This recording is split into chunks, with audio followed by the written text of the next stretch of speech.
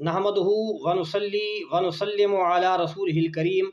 अम्मा बाद फ़अऊज़ु बिल्लाहि मिनश्शैतानिर रजीम बिस्मिल्लाहिर रहमानिर रहीम। मुजरिम हो तो मुँह अश्कों से धोते हुए आओ, आवो दर तव्वाब पे रोते हुए आओ। और मौजूद है कुरान में तौबा का तरीका, महबूब की दहलीज से होते हुए आओ। प्यारे मुसलमान भाइयों, आज एक इंतहाई नामवर और मारूफ आलिम दीन का एक क्लिप सुनने को मिला, जिसमें वो ये कह रहे थे कि 15 शाबानुल मुअज़्ज़म की रात को हमारे अजमी मुल्कों में अजीब व गरीब इबादात घड़ ली गई हैं। तो मैं इस मामले में एक छोटी सी अर्ज़ करना चाह रहा था कि 15 शाबानुल मुअज़्ज़म की रात को होता क्या है और मुसलमान करते क्या हैं। वो जो कुछ होता है मैं आपके सामने बयान करने लगा हूँ, और वो फ़ैसला आप सामीन पे छोड़ता हूँ कि आप ही ने बताना है कि इनमें से कौन सी ऐसी इबादत हैं माअज़ल्लाह जो अजीब व गरीब हैं। वो फ़ैसला आप पे ही होगा। 15 शाबानुल मुअज़्ज़म की रात जो कि अल्लाह ताला की तरफ से उम्मत मुहम्मदिया सल्लल्लाहु ताला अलैहि वसल्लम को बतौर तोहफ़ा इनायत फरमाई गई है। जब भी ये रात आती है तो मुसलमान इबादत पे कमर बस्ता हो जाते हैं और पहले से ज़्यादा ज़ौक़ व शौक़ के साथ इबादत में मसरूफ़ होते हैं। इस रात में अल्लाह ताला की हम्द व सना की जाती है,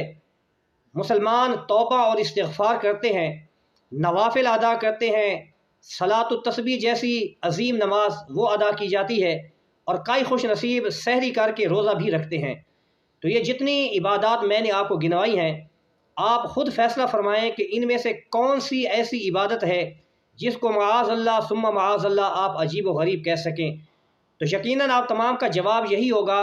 कि जितनी इबादत ज़िक्र की गई हैं ये तो तमाम की तमाम एक मुसलमान के लिए ज़ेब व ज़ीनत हैं, और मुसलमान को सिर्फ शब बारात में नहीं बल्कि हमेशा ऐसी इबादत में मसरूफ़ रहना चाहिए। दोस्तान मुकर्रम, इस पुरफितन दौर में जब लोग दीन से दूर होते चले जा रहे हैं,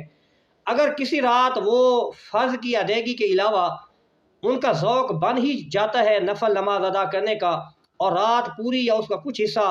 अल्लाह ताला की इबादत में गुजारने का, तो मेरे ख़्याल में जो ज़िम्मेदारान हैं और उलमाए किराम हैं, उनका हक़ ये बनता है कि उनको तरग़ीब दिलाएँ और इस बात पे उनकी हौसला अफजाई करें कि इस रात वो अपने मौला के हुज़ूर झुकते हैं और अल्लाह ताला की इबादत करते हैं। अफसोस इस बात पे होता है कि जिन लोगों ने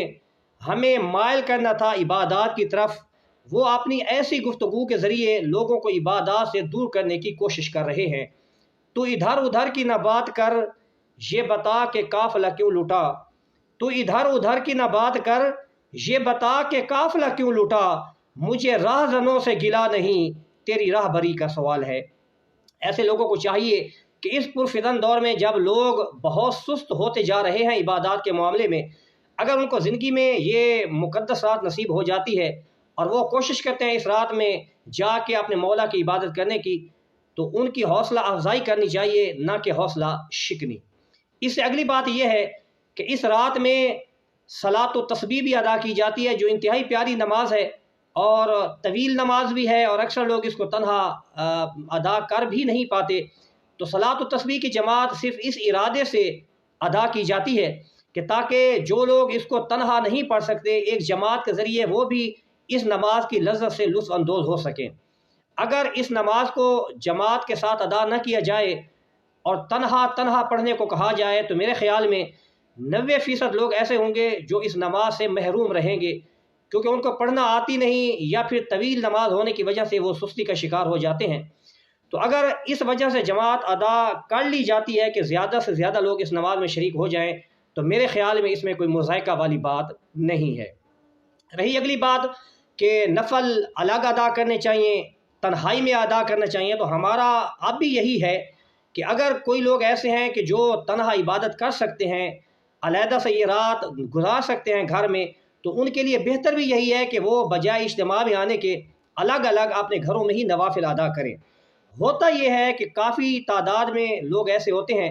कि जो कोशिश के बावजूद भी तन्हा ये रात नहीं गुजार सकते। अगर कहीं महफिल का एहतमाम हो या इस तरह का पाकीज़ा इज्तिमा हो, तो वो आसानी के साथ ये पूरी रात इबादत में गुजारने में कामयाब हो जाते हैं।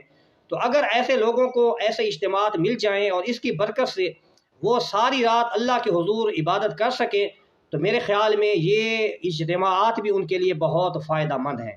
اس سے اگلی بات یہ ہے کہ کوئی بندہ بھی اس پورے عمل کو نہ فرض قرار دیتا ہے، نہ ہی واجب اور نہ ہی ضروری۔ اگر کوئی بندہ اس محفل میں آ جائے تو ثواب کی بات ہے، اگر کوئی نہیں آ سکتا تو اس پہ نہ لان تان کی جاتی ہے معاذ اللہ، نہ اسے گناہ گار قرار دیا جاتا ہے، بلکہ بنا مجبوری کے بھی اگر کوئی آدمی عشاء کی نماز پڑھ کے سو جائے اور پھر صبح کی نماز با جماعت ادا کر لے تو اس کو کوئی بھی گناہ گار نہیں کہتا۔ ہاں، اتنا زیادہ سے زیادہ اتنا کہا جا سکتا ہے کہ اللہ تعالیٰ نے ایک گولڈن چانس عطا فرمایا تھا جو اس نے اپنی غفلت کی وجہ سے مس کر دیا ہے۔ باقی اس عمل کو فرض و واجب کوئی بھی قرار نہیں دیتا۔ جب ہم کہہ ہی نفل رہے ہیں تو پھر یہ نفل ہی کے زمرے میں ہے۔ تو میں گزارش کروں گا کہ دوستو، وہ رات آج شب تشریف لانے والی ہے، آپ کسی کی باتوں پہ نہ جائیے۔ اللہ نے اگر موقع عطا فرمایا ہے تو اس موقع کو غنیمت جانتے ہوئے یہ رات اللہ تعالیٰ کے حضور جھکنے کی کوشش فرمائیں۔ اپنے سابقہ گناہوں کی ہم مل کے معافی بھی مانگیں گے اور آئندہ کے لیے رب کے حضور دعا بھی کریں گے کہ یا اللہ، جو آئندہ والی ہماری زندگی ہے ہمیں عبادت میں گزارنے کی توفیق عطا فرما۔ اور باقی جو لوگ ان محافل میں نہیں آتے، گھروں میں نماز ادا کرتے ہیں، یا گھر میں جو بیویاں موجود ہیں ان کو بھی چاہیے کہ وہ بھی گھروں میں نوافل کا اہتمام کریں اور یہ رات اپنے رب کے حضور، کیونکہ اس رات میں ہوتا یہ ہے کہ اللہ تعالیٰ کی رحمت آسمان دنیا پہ جلوہ گر ہوتی ہے، اور 14 شعبان المعظم کی مغرب سے لے کر 15 شعبان کی صبح تک اللہ تعالیٰ کی رحمت آوازیں دیتی ہے کہ ہے کوئی ایسا گناہ گار جو آج رات میری بارگاہ میں جھک جائے اور میں اللہ اسے گناہوں سے معافی عطا فرما دوں۔ ہے کوئی ایسا بیمار کہ جس کی بیماری طول پکڑ چکی ہو، میں مولا کے حضور جھک جائے اور بیماری سے نجات مانگے اور میں اللہ اس سے وہ بیماری دور فرما دوں۔ تو اس طرح کی آوازیں اللہ تعالیٰ کی رحمت دیتی رہتی ہے، اور خوش نصیب لوگ جو ہے اس رات اللہ کے حضور جھک کر اپنی مرادیں جو ہے وہ مرادوں سے اپنی جھولیاں بھرتے رہتے ہیں۔ تو میں پھر بھی یہی گزارش کروں گا علماء کرام سے بھی کہ ویسے بھی لوگ دین سے جو ہے دور ہوتے چلے جا رہے ہیں، عبادت کا ذوق بہت کم ہوتا جا رہا ہے، تو ایسے موقع پہ لوگوں کو ایسی گفتگو کر کے عبادت سے دور نہ کیا جائے، بلکہ ان کو ترغیب دلا کر زیادہ سے زیادہ عبادت کرنے کا موقع فراہم کیا جائے۔ دعا ہے کہ اللہ تعالی ہمیں عمل کی توفیق نصیب فرمائے۔ آمین۔ وآخر دعوانا ان الحمد للہ رب العالمین۔